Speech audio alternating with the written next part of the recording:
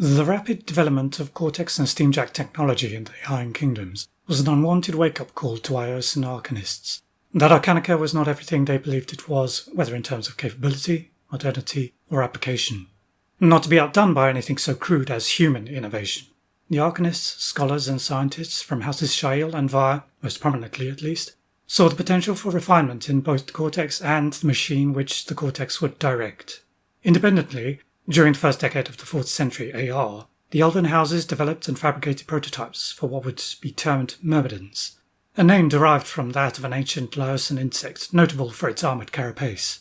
Their efforts to design Ios's first myrmidons would be characteristic of the dynamic of these two houses, for while neither the Halatian nor the Consulate Court had mandated any competition to take place, or that there'd be a deadline on when a myrmidon being made available for presentation, the two houses treated it as a race, one which House Shyeel won comfortably, though it was not for a lack of trying on House Vire's part, who lost in no small part because of their, at the time, irrational desire to use unreasonably complicated occult weaponry.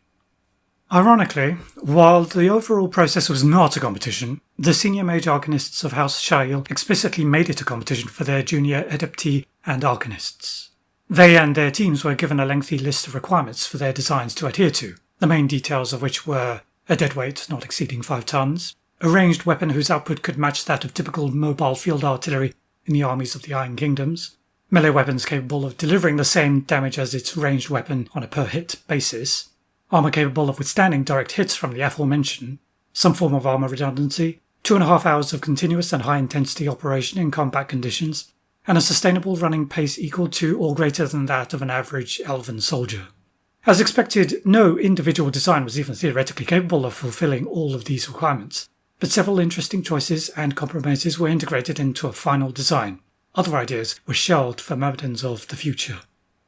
Thus came about the Manticore, heavy myrmidon, which in 315 AR underwent field tests with elements of the Home Guard Coalition for demonstration purposes, before being officially brought into service with House Shyeel's House Guard early the following year.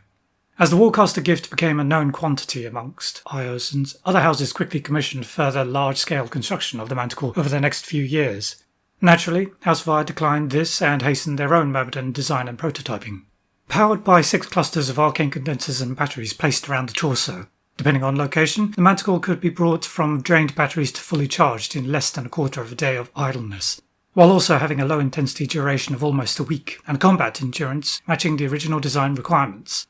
Though passive charging dissipation meant the batteries had to be replaced every few months of active use in the field. Improvements to this design and associated technologies over successive generations added condensers to major joints. Importantly, an early design upgrade allowed the alternation of the battery clusters' charging and discharging status, making the effective low-intensity endurance indefinite, while the batteries were themselves improved, greatly reducing the frequency with which they had to be replaced. However, the most significant innovation to be incorporated into the design was the force field and its dedicated generator, which meant it was possible to reduce physical armour as part of the weight considerations if necessary. Upon activation, the field generator, which was powered by the same battery cluster which propelled the Myrmidon's basic movement, gave the Myrmidon a comparable level of endurance as observed in the warjacks of the Iron Kingdom's armies.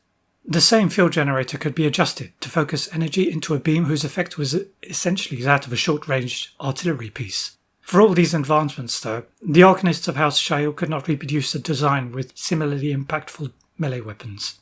For the required weight, most weapons were either too heavy, caused structural damage to the arms after only a few usages, or both. Eventually they left it to be a problem for the future, and settled on a pair of glaives which ran the length of the Myrmidon's lower arms, with shock absorbers built into the arms and closest joints. Individually, they were unremarkable, but that there were 2 of them was hoped to make up for this. Over time, these weapon systems were also iterated upon, adding efficiency to the force cannon and also the shape of the arm blades to make the most of the Myrmidon's limbs' natural arc of movement and impact physics. The Manticore saw extensive use in almost every conflict which involved the Iosans.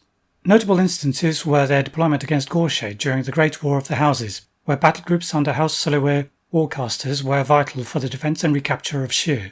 They were also among the first to be incorporated into Retribution forces with whom they saw combat against the Khadorans, Scorn, and other enemies of that organisation. The most intense period of Manticore deployment, as with most Myrmidons in Ios's arsenal, started towards the end of the first Ios-Scorn War of 612 AR. Just as fighting grew to its fiercest, a hastily arranged ceasefire in light of the infernal invasion resulted in erstwhile enemies fighting side by side, Myrmidon and Warbeast. In a twist of fate, Gorshade, who had only just been rehabilitated, if reluctantly, by many corners of Iosan leadership, directly caused the Second Ios-Scorn War, during which Manticores primarily provided fire support. By this time, however, after so long without much by way of updates to the chassis or its systems, many of them performed relatively poorly during the advance to the Abyssal Fortress, not helped by the lack of leyline coverage in the region. This was to be the last conflict which featured Manticores in battle before the Sundering, which severed the Iosan population from itself in a manner. To the current day, remnant Manticores are still in service given their reputation as reliable myrmidons. However, the obsolescence of their design has been apparent for several years, and no new chassis are manufactured, both for a lack of production facilities and materials to do so. Conversely, the factions within the Empire of Dusk have innovated their own myrmidons by combining several aspects of older models as used by the Retribution, including the Manticore, but at the same time have done away with the centuries-old traditional features as espoused by House Shyeel's engineers.